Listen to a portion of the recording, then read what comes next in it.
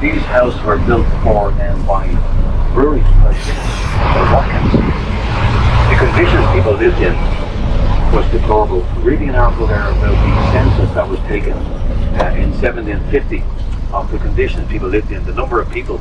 The guy said that what got him most was the stench, the smell of these houses. Quite incredible, very overpowering. Couldn't stay more than half a minute. There were people lying on straw floors, infested straw floors, napping.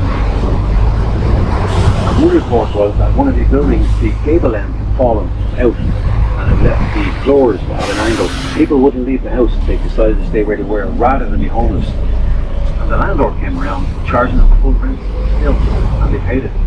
That's how bad it was, and that's why the houses were built for them. All these houses here, and these were multiple family homes. The average number of people in a room was 13. No plumbing, no sanitation, no electricity. And these were built at the same time as the Georgian house were built. In a sense of, really is a sense of a tale of two cities. And that's why people drank whiskey, escaping from their own reality. It was so bad on the whiskey drinking side of things that the businesses asked for measures to be taken, so the government imposed a high tax on whiskey, but lowered the tax on beer. Still going to drink. One lady apparently was hanging out her washing and fell out the window, breaking her leg and her femur, busted her head. But because she was lying on the ground, as people always did, people assumed her to be drunk and left her be. So she died of exposure. That's how bad it was at the time. This area is the oldest and would have been the poorest of the Dublin areas. We're heading now towards the Guinness complex. I don't live too far away from here. What's missing from this area is the smell of yeast brewing. It's incredible. This kind is very good coffee in the morning. And they're taking away, they're using new charcoal filters. All they've really taken away is the carriage. Now, if you have a ticket for Guinness, great. If it's for a later time, see if you want to go in early. They sometimes let you in earlier now that you're here. But here's the thing, guys, if you're going to go in, they bring you straight into the gift shop. There's no messing about. Straight into the gift shop. It's the size of a supermarket. And then you make your own way to the very top of what's known as the Gravity Bar, the highest bar in the city, where you can get a panoramic view of Dublin. Now here's my tip. When you go in, skip the gift shop, go straight to the Gravity Bar. That's the glass structure there on the top. Go straight to the Gravity Bar, get your drink, sit down and enjoy the view. Count how many green roofs you can see. And then when you're ready, come back down to the gift shop. If you've never drank Guinness before, this is very important. If you've never drank Guinness before, it can be an acquired taste. Do not hand it back to the barman and say I don't like it. You get offended, rude. What you do ask for is a takeaway container with a lid, and you give it to your driver. All the drivers are qualified to the state humane disposal of any unused Guinness.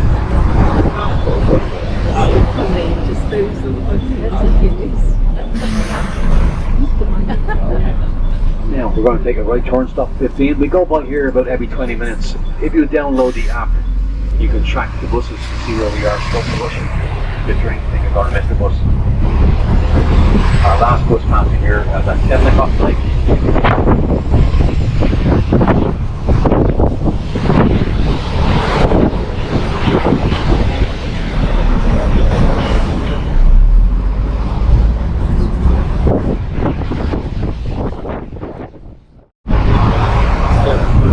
So this is the Guinness Storehouse. The interesting thing is, when Arthur Guinness started out brewing, he started out in a family home in a town called Kildare, down west of Dublin. And when he decided to expand, looking around for the two little things to build, across the Irish Sea for Wales.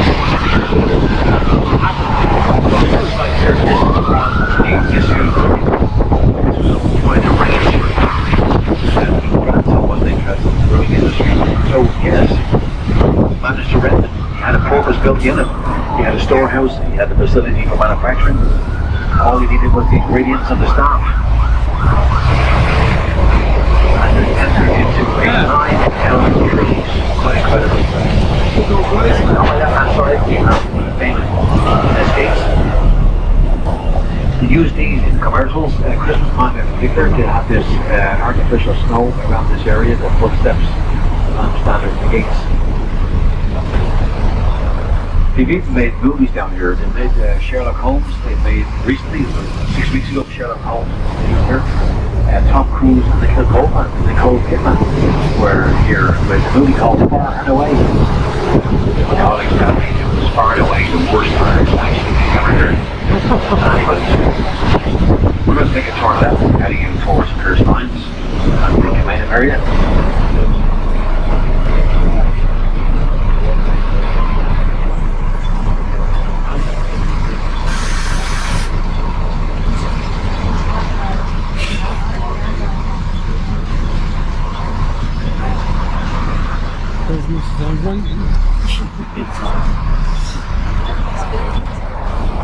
Now, just on my left-hand side, I'm going to pull alongside it.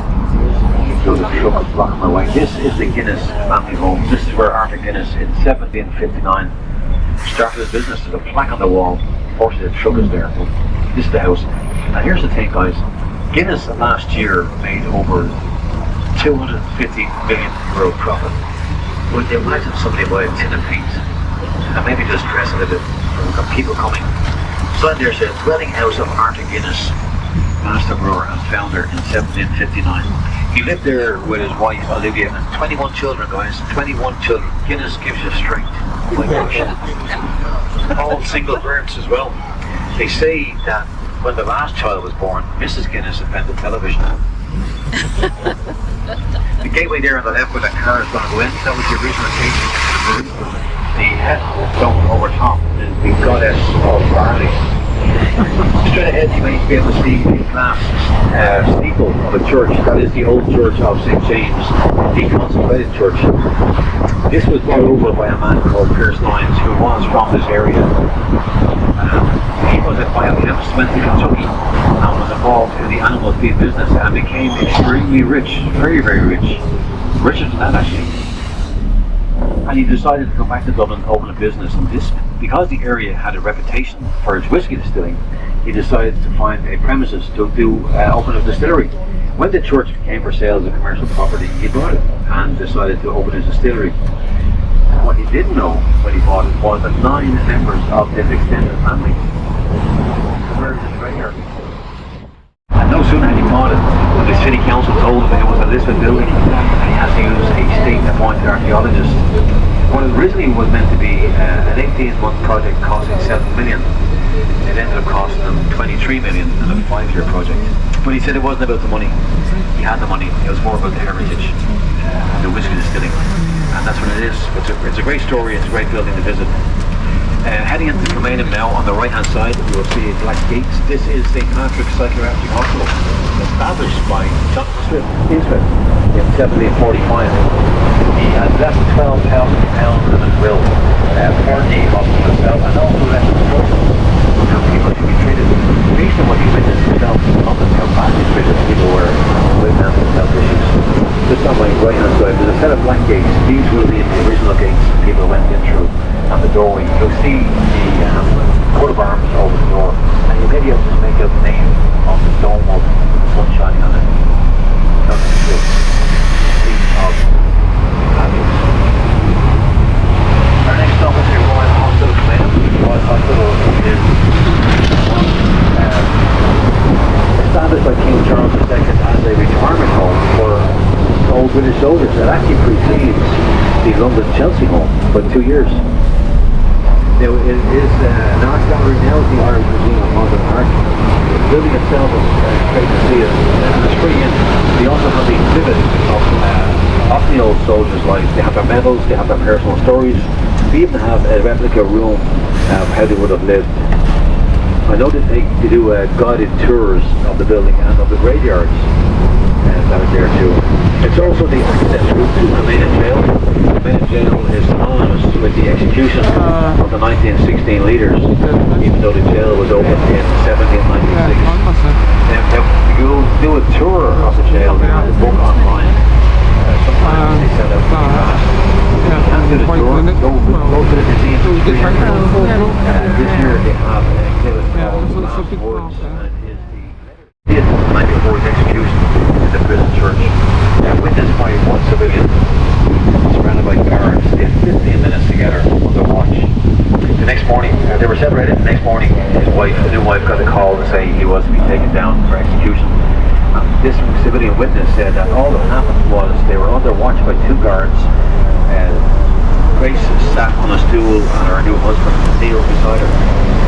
Not saying a word, not a word was said to Grace. Then they were separated. He was taken out to the Stonebreaker's yard to be executed. The song Grace, sung by Jim McCann, really captures that emotion. And in the museum display, they have the letters that Joseph Mary Plunkett wrote to his new wife, and their wedding rings are also on display. Incredible story, very, very powerful.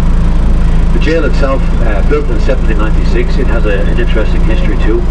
Its oldest, or rather its youngest prisoner, was 3 years of age. Can you imagine a 3-year-old separated from his parents? Crime, wasn't robbing a bank, stealing food to feed himself. He got 4 weeks in prison, separated from his parents, at a time when there was no cell separation, male, female, children all in the same area, even their family dog. The youngest prisoner was 3 years old. The jail itself, even today, if you walk through it, it's dark, it's damp, it's just horrible. And there's no lighting, there's no electricity. Everything is like candles. How terrifying would that have been for a 3-year-old? But if you get a chance, go visit, guys. It really is super. Our next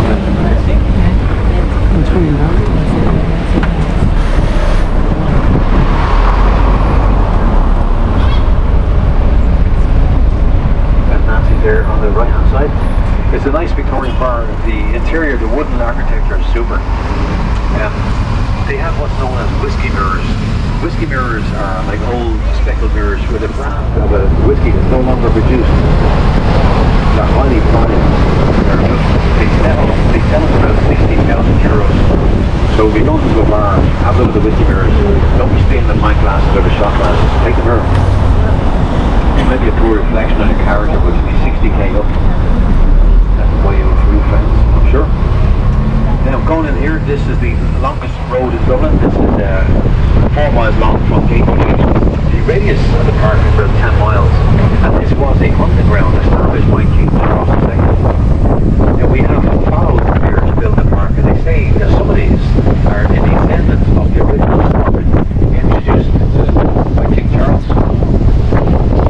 The home they lived in here was known as the White Regal Lodge. It's now the house where our Irish president lives. It's called the Oris on Dublin, and his neighbour across the street is the US ambassador to Ireland, living in what's known as the American legation. Left hand side monument that is dedicated to the Duke of Wellington, the Irishman who defeated Napoleon.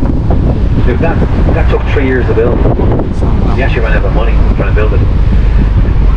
It is the largest obelisk in Europe. The base of it, those steps, 9 steps, used to be a royal cannon mount.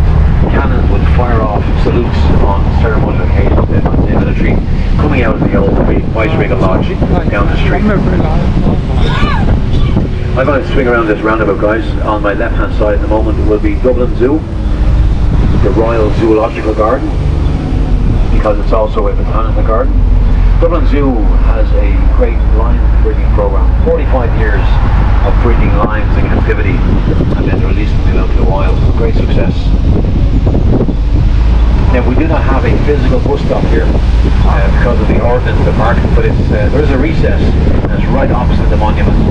And next to the park section here is the People's Park. If you look in to the left, you'll see a bunch of palm trees.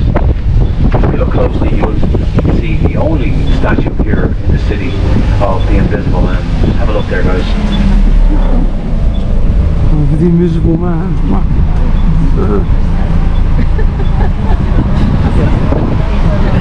So this will be your pickup spot as well. Okay.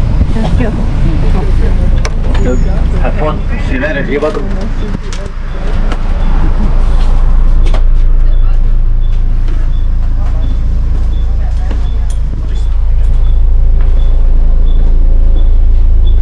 Thank you for that. Okay. See you later. Yeah, thank you.